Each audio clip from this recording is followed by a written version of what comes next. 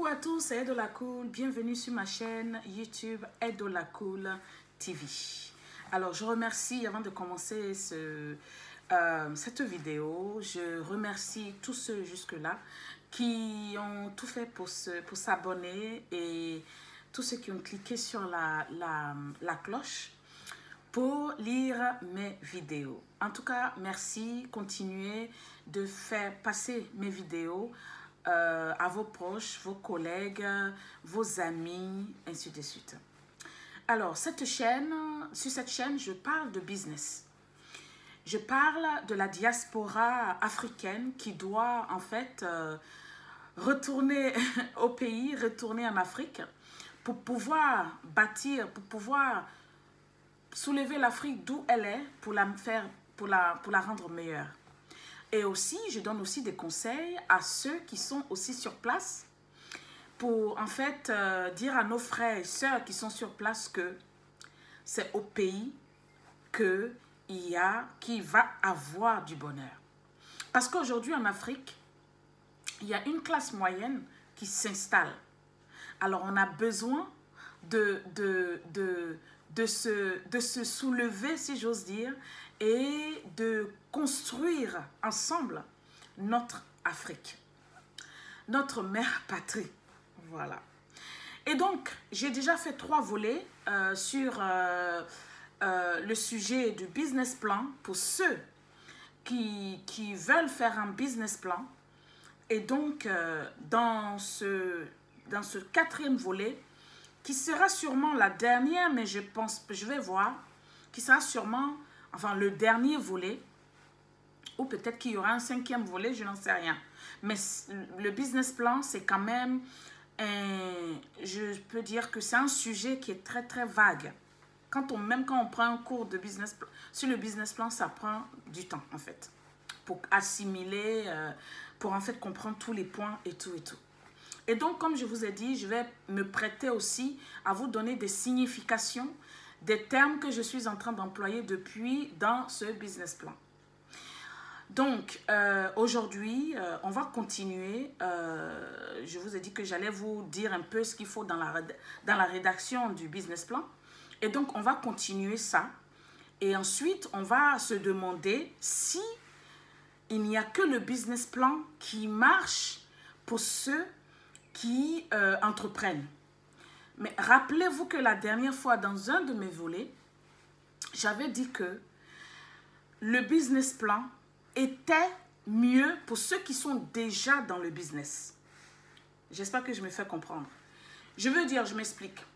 Si vous êtes déjà dans votre business et que votre business marche, vous avez déjà fait 1 an, 2 ans, 3 ans, et que vous avez pu avoir le fonds de roulement qu'on appelle en anglais le cash flow, si vous avez pu avoir ça et que ça vous a aidé jusqu'à 1 année, 2e année, 3e année, alors vous pouvez faire, pour moi, hein, vous pouvez faire maintenant le business plan. Parce que ce que j'essaye de dire, c'est pour ça que depuis que j'ai commencé, je vous ai donné des business que vous pouvez faire sans vraiment assez d'argent ou même sans argent, et aussi des business que vous pouvez faire si vous avez le financement. Et donc, j'espère que je me suis fait comprendre que le business plan, pour moi personnellement, le business plan ne sert vraiment à rien dès le départ. Et si vous avez remarqué en Afrique, et même ici, bon, je ne vais pas trop comparer l'Afrique à ici, donc on va parler de l'Afrique. Si vous avez remarqué, vous pouvez faire des business plans bien jolis, bien bons, tout est bon, vos chiffres sont bien coordonnés, on sait que tout ce que vous faites, c'est viable, tout et tout. Mais vous voyez que les banques ne vous donnent pas, ne vous donnent pas ne vous donnent pas de prêt. Et en fait, ça explique, je vais vous expliquer, ça explique pourquoi ce que je dis tient la route. Parce que la banque ou les investisseurs ou les partenaires, peu importe qui vous voulez approcher, ces gens-là vont vraiment voir s'il y a une stabilité ou bien si même votre projet est un projet qui est viable. Et donc, eux aussi, il y a une peur.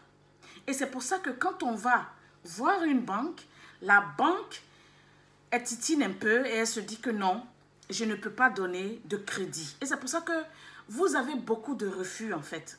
Moi, c'est ce que je pense.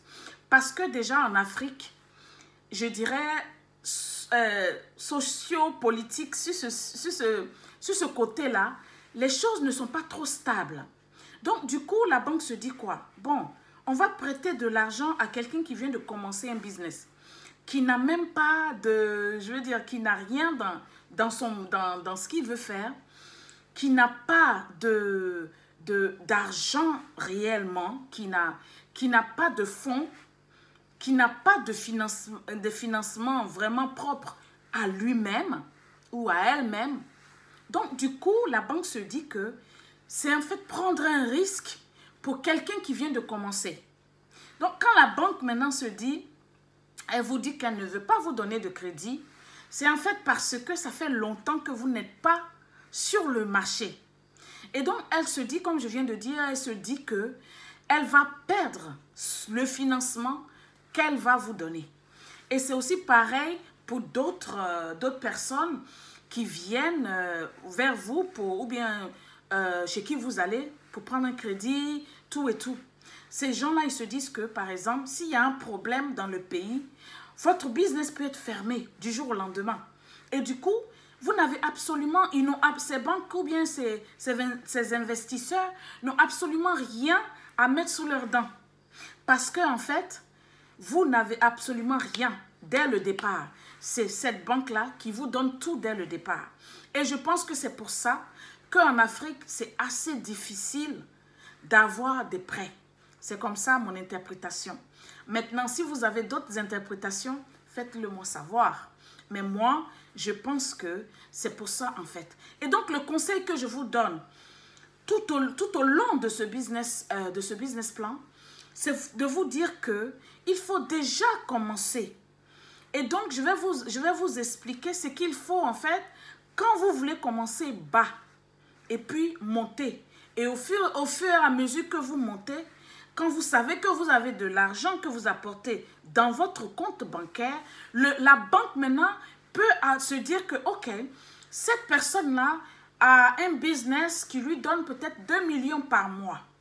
Et donc, si vous avez par exemple un prêt à la banque et puis vous donnez, vous remboursez, je ne sais pas moi, je ne connais pas, mais si vous remboursez par exemple 300 000 ou bien 250 000, 300 000 par mois, la banque va se dire que par mois, cette personne envoie 2 millions. Donc, quelque part, il y a un safety net.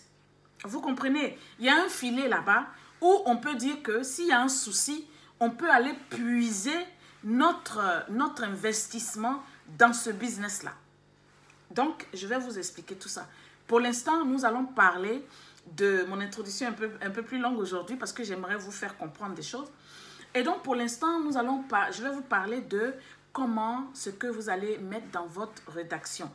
Mais avant ça, je vais vous dire que pour faire votre rédaction, il faut approcher un comptable. Il faut approcher un financier qui peut vous faire tout ça. Vous, si vous êtes nouveau, si vous ne connaissez pas comment le business plan marche, je pense qu'en Afrique aujourd'hui, il y a des compagnies qui sont là spécialement pour vous aider. Alors, s'il n'y a pas encore ce genre de compagnie, c'est aussi une niche. C'est aussi une niche à suivre, en fait, pour quelqu'un qui veut se lancer, par exemple, qui s'y connaît à comment faire les business plans. Ça serait aussi, comme j'avais dit, une bonne idée de commencer un business pour comment créer les business plans pour ceux qui viennent de se lancer dans le business. D'accord? Alors, et donc, en premier lieu, bon, tout d'abord, on va parler de la rédaction, de ce que vous avez besoin de mettre dans la rédaction. Et donc, en premier lieu, nous allons parler de parler de vous. Vous devez parler de vous. Vous devez valoriser votre équipe, si vous êtes en équipe. Hein. En deuxième position, vous devez parler de vos clients. Vous devez démontrer que l'invention, si vous êtes entrepreneur, si vous êtes un businessman, le business que vous allez mettre sur le marché, le service ou le projet que vous allez lancer sur le marché, vous devez expliquer à votre potentiel client dans votre plan, dans votre business plan, en quoi ça serait bien pour votre client. Et vous devez mettre ça en avant dans votre business plan. Et donc, c'est votre deuxième point. Alors, votre troisième point, vous devez démontrer l'efficacité, d'accord, de votre exécution. Dans le quatrième point, vous devez démontrer, oui, vous devez démontrer, j'avais déjà dit, 1, on a parlé de valoriser votre équipe. 2, on a parlé de créer, démontrer à votre client ce que vous voulez, le produit ou le service que vous voulez inventer. Okay? Maintenant, en troisième position, vous devez démontrer l'efficacité. D'accord? Et puis, de votre exécution. Maintenant, en quatrième position, vous devez expliquer clairement votre business. Vous devez expliquer clairement, si vous êtes un inventeur, vous devez expliquer clairement le produit ou le service que vous voulez inventer. Dans le cinquième point, vous devez privilégier le fond de votre, le fond de ce que vous voulez mettre sur place, d'accord? Votre business plan, ok? Maintenant, en sixième point, vous devez expliquer vos chiffres. Les chiffres, vos chiffres prévisionnels, vous devez expliquer. Vous devez dire, par exemple, pourquoi vous devez allouer, vous devez allouer, je ne sais pas moi, 100 000, d'accord? Vous devez allouer 100 000 au local. Pourquoi vous devez allouer, par exemple, 300 000 pour votre staff, ainsi de suite. C'est ce que vous devez faire pour que vos chiffres, en fait, il faudrait que ça soit clairement bien fait sur 3 ans. C'est ce que les banques ont besoin. C'est ce que je veux dire, comme j'aime dire, votre entourage. Ça veut dire que ce soit les banques, que ce soit pour vous-même, que ce soit aussi pour les investisseurs, que ce soit, qui vient en compte encore, que ce soit vos partenaires, vous devez leur expliquer clairement dans un plan, dans un compte prévisionnel, en fait. Vous devez leur faire ça. Maintenant, en septième, ce que j'aimerais vous dire, c'est que vous devez être honnête. L'honnêteté dans votre business plan est aussi un vrai point. C'est un point clé aussi pour qu'on vous prête de l'argent. Quand je vous parle de l'honnêteté, c'est de dire, par exemple, les problèmes que vous aviez rencontrés quand vous étiez en train de mettre tout ça en place. Vous devez expliquer aussi dans votre business plan vos lacunes. C'est simple, d'accord? En fait, il faut être honnête. Il faut dire, quand je faisais ça, j'avais rencontré ce problème-là, et puis voilà comment on a fait, comment on peut faire. Bon, vos gens qui vous entourent sont capables de vous aider sur ce plan-là. Je vais dire, le comptable, tout ça, qui va vous aider à mettre ça sur papier ou peu importe.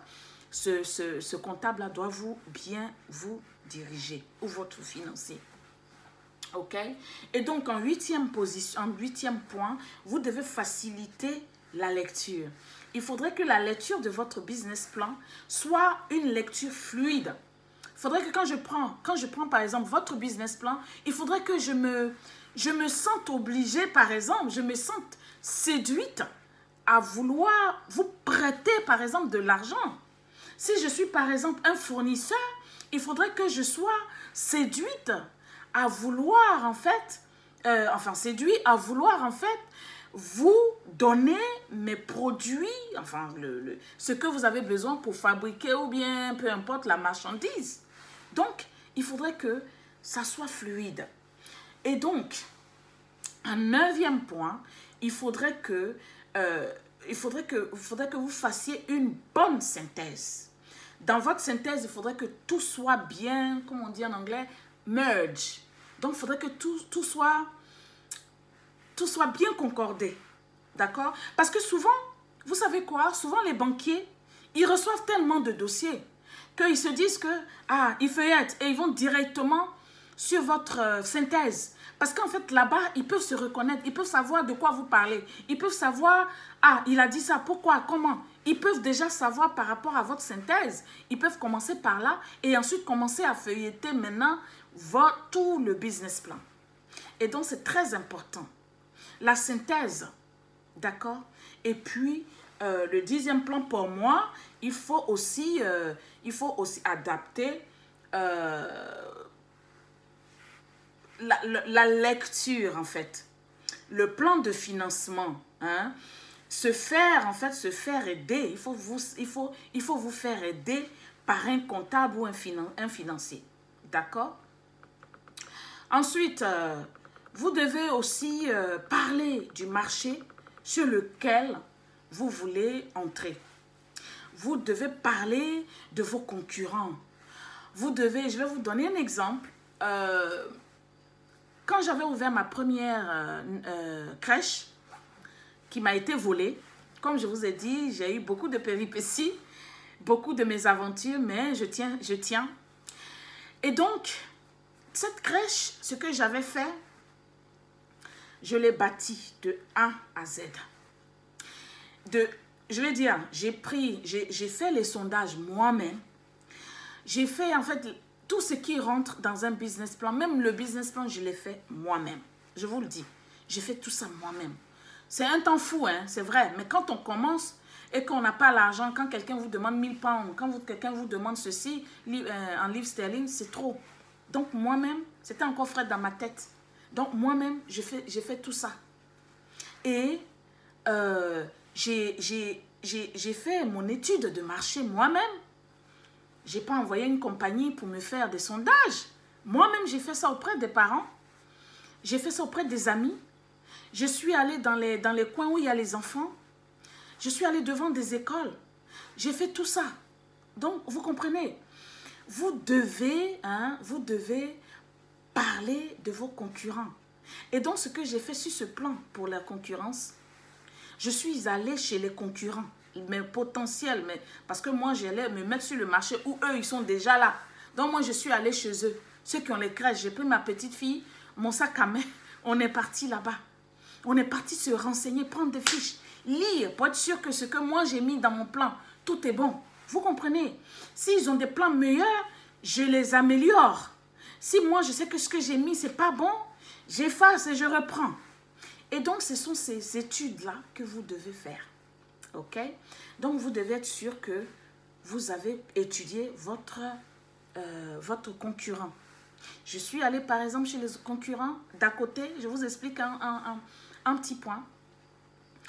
La première crèche que j'avais trouvée, le bâtiment était sur la route. Ça veut dire que la visibilité était là. Quand les parents passent, ceux qui sont en voiture passent, ils me voyaient le signe. Donc, du coup, mes concurrents, eux, ils étaient dans le quartier. Donc, du coup, moi, j'avais un grand plus sur eux. Moi, on va pas me dépasser pour aller chez eux.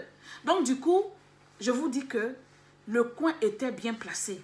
Donc, le coin où c'était localisé, où mon coin était, c'était un bon point parce que il y avait de la visibilité déjà. D'accord? Voilà. Et donc, maintenant, quand je rentre chez les concurrents, mon concurrent direct, je vois que devant, quand tu rentres, il n'y a même pas de réception. Donc, du coup, ils ont juste un couloir. Alors que chez moi, j'ai une grande réception, excusez-moi. J'ai une grande réception.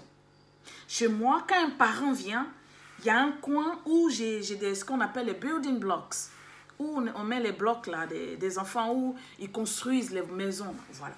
J'ai un truc comme ça. Les parents viennent, le temps qu'ils sont en train de parler à la réceptionniste ou au staff, pour savoir comment il faut faire, les enfants sont en train de jouer à côté. Chez mon concurrent, il n'y avait pas ça.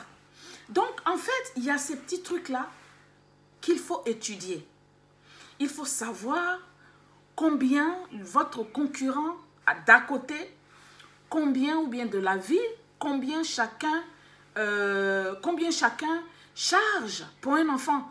Ou bien, est-ce que votre concurrent donne une réduction s'il y a 2 enfants? Ça veut dire que s'il y a un frère et une sœur, un frère et sœur, bon, un frère et une sœur, si c'est des enfants de même famille, est-ce qu'il y a une réduction pour ça? Donc, tout ça, il faut voir avant, il faut étudier votre concurrent. D'accord? Je vous ai donné ce plan-là de la crèche, mais selon en fait le domaine où vous allez vous mettre, vous devez savoir comment vous y prendre. Voilà. Et donc, ce qu'ils font, donc vous allez parler de ce qu'ils font bien. Vous allez parler de ce qu'ils font mal, c'est ce que je viens de vous dire. Vous allez voir ce que vous pouvez améliorer, faire votre étude de marché, et puis vous mettez en évidence le service ou le produit proposé. OK? Donc, il faut une partie financière, c'est-à-dire où j'ai parlé de votre plan prévisionnel. OK? Et c'est sur 3 ans. Voilà.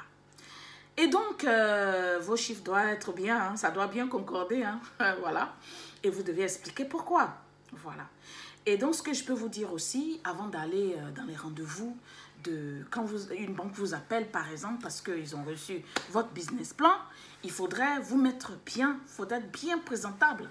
Il faudrait savoir défendre ce que vous avez mis sur papier. Donc, apprendre bien, c'est vrai que c'est vos idées, mais souvent, quand vous arrivez devant une autre personne, ça veut dire quelqu'un qui a un peu plus d'autorité que vous perdez un peu les mots. Donc, il faudrait que vous vous préparez à tout ça. C'est votre idée, mais il faut savoir placer les bons mots au bon moment. À la bonne question, comment il faut répondre. Voilà. Alors, je vous ai parlé du business plan. Maintenant, tout à l'heure, je vous ai donné un petit cours au début où je me suis dit que le business plan peut être évité pour ceux qui veulent juste commencer chap. Ça veut dire qu'aujourd'hui, parce qu'en fait, je vais vous expliquer quelque chose. Ce que nous les Noirs, excusez-moi, parce que là je parle à ma communauté noire africaine, ce que nous, on oublie souvent, c'est que, ce que j'ai remarqué, hein, il y a des gens qui ont les idées. Et ces gens-là ont des bonnes idées. Mais il faut savoir que les bonnes idées que toi tu as, quelqu'un d'autre peut avoir ces bonnes idées-là dans ta communauté. Et donc, quand tu as tes idées-là, il faudrait être plus rapide pour pouvoir mettre tes idées sur le marché. Parce que si toi, tu es chez toi et que quelqu'un mette les idées que toi, tu as dans ton carnet chez toi, là-bas, là, hein, dans ton plan chez toi, et que lui, maintenant, il commence à faire ce plan-là, il sort son truc, si c'est sur le marché, ça ne sert à rien de dire qu'il m'a volé mon idée. Non, ça ne sert à rien. Il n'a pas volé ton idée, il a juste été rapide. C'est tout. C'est comme ça, moi, je vois ça. Il a été juste rapide. Alors, ce que vous devez faire, c'est que il faut être rapide. Il faut être bien constant et rapide quand vous avez une idée. Alors, ce que moi, je voulais vous dire aujourd'hui, si vous avez une idée, que vous pensez que c'est une idée que vous pouvez mettre sur le marché qui va prendre et que, bon, voilà, vous n'avez pas vraiment besoin de fonds et que vous avez déjà votre fonds, peu importe, ce que vous devez faire, c'est de faire un plan d'action. C'est très simple. Votre plan d'action, ça peut tenir sur une page ou ça peut tenir sur 2 pages ou 3 pages. Alors que le business plan, ça peut être sur 40 pages, 60 pages, ça dépend de ce que vous voulez faire. D'accord? Et donc, votre plan d'action serait mieux pour ceux qui commencent sans vouloir avoir de crédit. Vous mettez votre truc en place sur un petit papier. OK? Vous pouvez faire ça, on appelle ça plan d'action. Donc, c'est pour commencer rapidement. On n'a pas le temps à perdre. L'idée est là, vous mettez votre idée là et puis, parce que je vais vous dire quelque chose. Un business, d'accord? Faire un business, c'est différent, comme j'avais discuté avec un frère, c'est différent d'une invention, ok? Bon, votre invention, ok? Quand vous inventez, vous êtes entrepreneur, ok? Quand vous vous lancez sur quelque chose qui existe déjà sur le marché, vous êtes un businessman, vous entreprenez, mais c'est un business, ok? Et donc, l'entrepreneur, lui, il est opportuniste. Ok? C'est quelqu'un qui tout de suite va pas vous dire que ah mais si j'ai cette idée là quoi, il met. D'accord? Donc c'est vrai qu'il fait tous ses plans tout et tout, mais lui il est nouveau sur le marché. Vous comprenez? Ou bien il y a quelque chose qui existe déjà et puis lui il prend ça en haut là-bas. Il change carrément des choses et puis en haut. Ou bien nouveau, un produit nouveau sur le marché. Ok? Donc maintenant, quand vous décidez de faire un business sans apport ou bien vous-même, vous avez déjà réuni l'apport avec vos parents, les amis, tout et tout. Si vous voulez votre propre argent, faites un plan d'action. C'est vite fait. D'accord? Parce que vous savez que vous n'avez pas besoin d'une banque ou bien de ceci, de cela. Quand vous avez lancé votre produit de 1 an, 2 ans, 3 ans, là maintenant vous faites un business plan parce que vous savez que vous pouvez vous mettre vos pieds sur un caillou. Voilà. En terre à terre. Ok. Et donc, votre plan d'action, ok, votre plan d'action va vous amener à rapidement créer votre business. Maintenant, qu'est-ce que vous pouvez prendre, mettre dans votre plan d'action? Ok? Bon, je peux vous dire, par exemple, en point 1, c'est une vidéo assez longue, hein? En point 1, vous allez parler à quel problème vous répondez. D'accord? Quel produit? À quoi ça va servir sur le marché? En point 2, quelle est la solution? C'est-à-dire les produits ou services que vous offrez là, hein, sur votre marché là. Qu'est-ce que ce produit-là résout? Qu'est-ce que ce service-là résout? D'accord? Qu'est-ce que ça va résoudre? Troisième, quels sont les principaux compétiteurs que vous avez sur le marché? Ok? Avant de lancer votre produit. Tout à l'heure, je vous ai déjà parlé de ça. En quatrième position, comment vous différenciez à cette compétition-là avec vos concurrents? Quelle valeur vous ajoutez à votre service ou à votre produit? Tout à l'heure, je vous ai parlé de la crèche que j'ai créée, qui n'est pas à moi, qui n'est plus à moi d'ailleurs. Mais j'essayais de vous dire, j'essayais de vous expliquer la valeur que je voulais ajouter. Vous comprenez? Voilà. Et donc, en cinquième, vous pouvez parler de qui est votre cible. C'est qui votre clientèle? Qu'est-ce que vous voulez faire? Dans mon cas, tout à l'heure, je vous ai parlé des enfants. Qu'est-ce que vous voulez faire? C'est qui votre cible? C'est qui votre cible? Qui est-ce que vous visez? Parce que viser tout le monde aussi, c'est comme vous ne visez personne. Vous comprenez? Donc, il faut viser, il faut avoir aussi, si vous voulez, vous lancer dans une niche. Et donc, en sixième, quel territoire vous voulez cibler? En septième, d'accord, quelle est la principale, je veux dire, stratégie marketing que vous voulez mettre en place pour votre clientèle? On a déjà parlé des 4 P depuis. Et il paraît qu'il y a 7 P. Allez-y voir ce que c'est que les 7 P. OK? Et donc, en huitième position, dans votre plan d'action, comment faire pour avoir des ventes? Comment vous pouvez vendre? Comment allez-vous vendre? Vous devez mettre tout ça en place. Mais c'est rapide, vous comprenez? Quel système de paiement vous allez utiliser? Si vous allez ouvrir un business, vous voulez que vos clients vous payent par PayPal, vous voulez que vos clients vous payent par la banque, par BAC, comme on le dit en anglais. Vous voulez que votre client vous paye cash. Vous voulez qu'il vous paye comment? Vous devez mettre tout ça sur papier, ok? Parce que là, ce n'est pas quelqu'un que vous allez voir, mais vous devez faire ça, c'est rapide. En dixième position, en dixième point, vous devez dire quel est votre plan de secours. Quand on lance un business là, je vais vous dire quelque chose. Moi, je ne le savais pas. J'ai cru que quand j'allais lancer ma première nursery, boum, je suis partie. Ah, mes business partenaires, les gens qui étaient censés m'aider, ils ont enlevé ça dans mes yeux. Vous comprenez? Mais un jour, je rendrai mon témoignage. Je vais vous parler. Et puis, selon mon expérience, qui m'a peut-être abattu pour un moment, mais où moi je suis là, est-ce que quand vous me regardez, je ressemble à quelqu'un qui a été abattu? Non.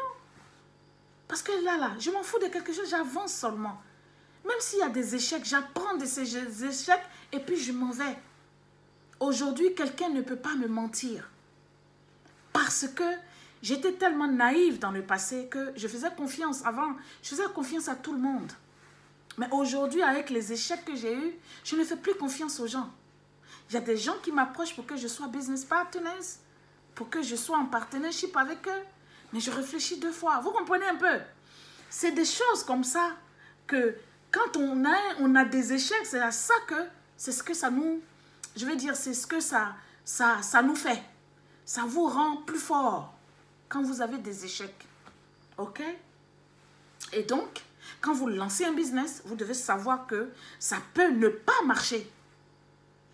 Parce que souvent aussi, ce que j'aimerais vous donner comme conseil, c'est que quand vous lancez votre business et que ça prend, c'est là que des gens dans votre communauté, les gens qui sont autour de vous, des amis, des parents, peu importe, ils veulent venir dans votre... ils vous proposent l'argent pour rentrer dans votre business. Et donc, c'est à vous de savoir comment vous voulez choisir vos partenaires. D'accord? Si vous voulez, je peux aussi vous enseigner quelque chose, quelques histoires sur ça. Comment choisir son business partner. Je peux vous le dire. OK? Et donc, sur ce, aujourd'hui, je pense que j'ai fait un peu le tour de tout. D'accord? Je vais encore faire un dernier volet où je vais juste vous parler de... donner un peu les définitions de quelques termes que j'ai employés depuis le long de business plan. Je pense que j'ai fini. Mais je vais juste ajouter ce petit bonus-là de peut-être 10 à 15 minutes dans une autre vidéo. Et sur ce, après ça, maintenant, on repart encore sur des idées. Le live sera cette semaine, je vais l'annoncer sur mon mur. Je pense que le live sera le mardi. Et donc, le live, ça sera encore sur Facebook pour l'instant. Et voilà. Sur ce, je vous fais de gros bisous. N'oubliez surtout pas de continuer à vous abonner. Je vous remercie. Continuez à vous abonner. Continuez à partager mes vidéos, s'il vous plaît. Aussi,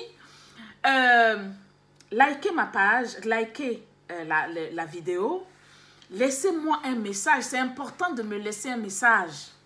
Parce que quand vous lisez mes vidéos et que vous venez me voir en aparté ou bien vous m'appelez, YouTube ne sait pas ça. Mais laissez-moi des commentaires pour qu'au moins je sache que vous avez aimé la vidéo et que comme ça, par exemple, que vous avez quelque chose à me dire. S'il y a quelque chose, vous pouvez me contredire, il n'y a pas de problème. Donc, voilà. Sur ce, je vous fais de gros bisous. N'oubliez pas de cliquer sur la petite cloche pour que vous ayez mes vidéos directement, la notification de mes vidéos. Sur ce, je vous fais de gros bisous et puis on est à bientôt. C'était Edo La Cool. Ciao.